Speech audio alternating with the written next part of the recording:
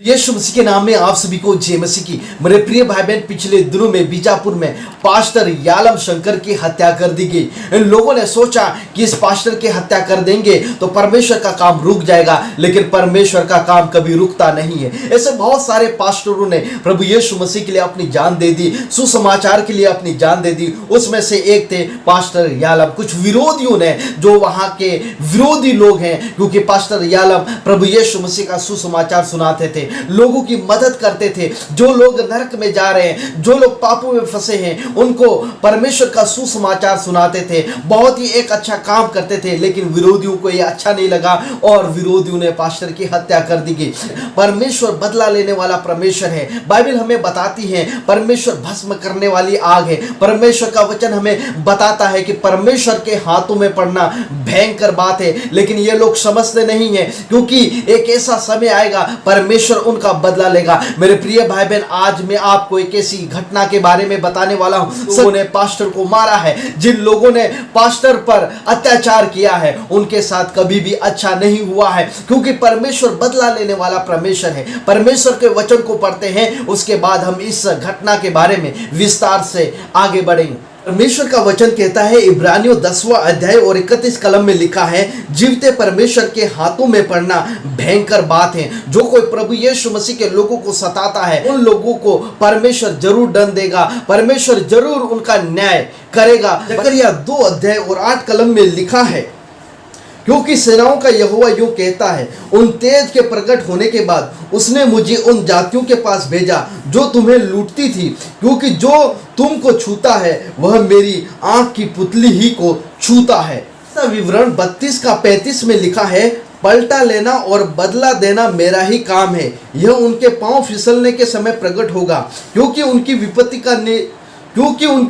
का दिन निकट है, और जो दुख उन पर पड़ने वाले हैं वे शीघ्र आ रहे हैं।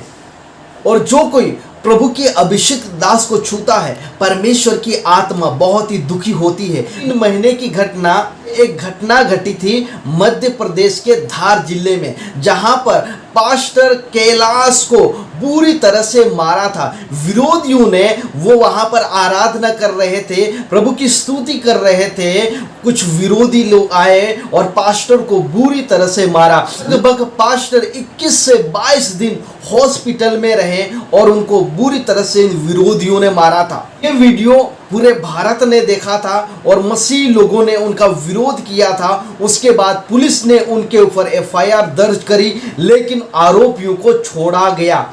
उसके बाद क्या होता है कि जो उस गैंग में शामिल थे 2 लोग, उनकी एक्सीडेंट से मौत हो गई। जी हाँ मेरे प्रिय भाई बहनों, वो जा रहे थे, लेकिन क्या होता है, रास्ते में ही उनकी एक्सीडेंट हो गया और वो दोनों मर गए। बताया जा रहा है कि एक के साथ उसकी पत्नी भी थी और उसकी पत्नी के दोनों टांग टूट गए। जी हाँ, ये भयानक मृत्यु उनको मिला, क्योंकि उन्होंने परमेश्वर के दास को सताया था, परमेश्वर के दास को मारा था, पीटा था। केवल किसके लिए? वो प्रभु यीशु मसीह की आराधना कर रहे थे, वो चर्च में प्रार्थना कर रहे थे, लोगों को सुसमाचार सुना रहे थे, लोगों को उद्धार का संदेश दे रहे थे। इसलिए इन विरोधियों ने परमेश्वर के दास के ऊपर हाथ उठाया, लेकिन जब परमेश्वर ने बदला लिया तो वो उस दुनिया से उठ गए। वो इस दुनिया में आज नहीं है। इसलिए जो कोई परमेश्वर के दासों को छूता है वो भयंकर बात है। इस दुनिया में तो नहीं, लेकिन परमेश्वर का जब न्याय होगा तो परमेश्वर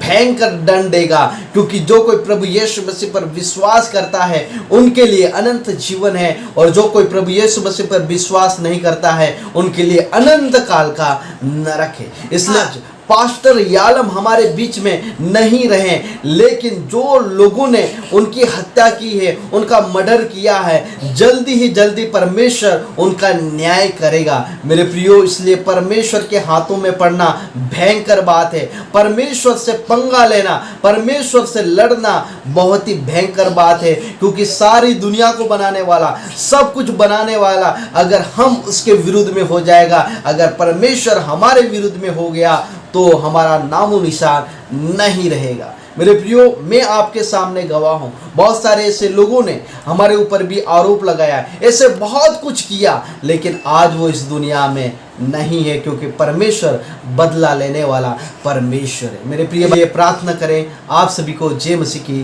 प्रेज़ द लॉर्ड।